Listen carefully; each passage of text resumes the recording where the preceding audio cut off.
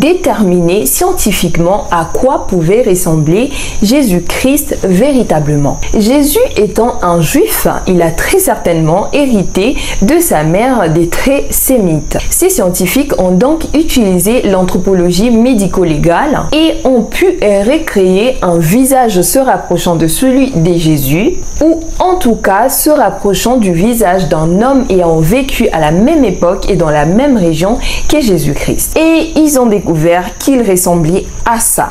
Je vous laisse regarder pendant un moment.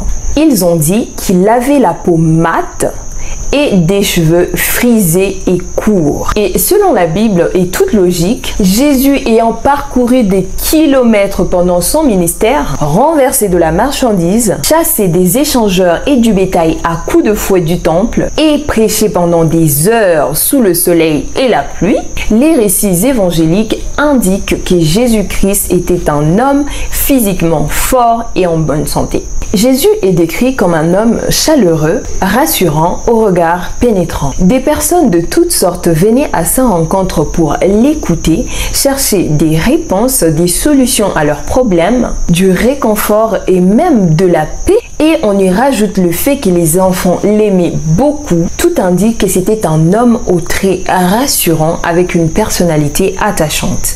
Pour moi, personnellement, je penche pour le côté scientifique. Jésus devait nécessairement avoir des traits liés à l'origine sémitique de sa mère. La génétique est importante. C'est comme par exemple dans 1000 ans, quelqu'un essaie de déterminer à quoi ressemblait Nelson Mandela. La personne va se baser sur le fait que c'était un Africain. Mais il ne vivait pas n'importe où en Afrique, il vivait en Afrique du Sud. Et en Afrique du Sud, à son époque, il y avait des Blancs, des Noirs et des Métis. Mais se basant sur sa tribu, par exemple, s'il était Zoulou, il va se dire que les Zoulous, c'était des Bantous et ils étaient composés essentiellement des personnes à la peau noire. Donc, il va se dire qu'il était plus probablement noir que blanc, mais qu'il était tout à fait possible qu'il ait été métis. Mais après plusieurs recherches, s'il en a ou s'il les pousse plus loin, il va finir par déterminer qu'il était de race noire. Et voilà pour ma petite explication. Donc, si je dis que Jésus-Christ était noir, les gens vont crier au scandale.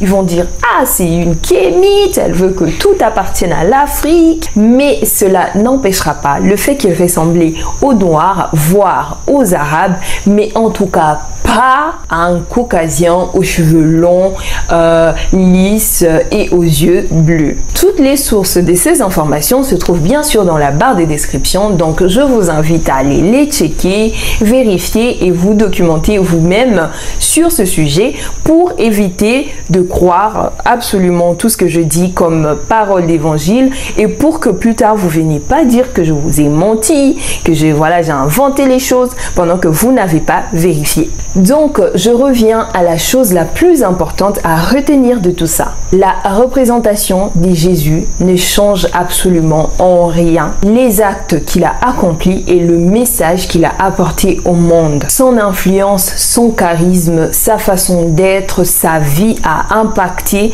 la vie de beaucoup de gens sur cette terre et ne laissez plus personne influencer l'image que vous avez de Jésus. Il y en a qui ont justifié cette représentation par le fait que chacun a voulu représenter le Christ selon son image à lui. Dites-moi ce que vous en pensez dans les commentaires parce que personnellement, je ne sais plus quoi penser. N'oubliez pas de vous abonner à ma chaîne YouTube, d'activer la cloche de notification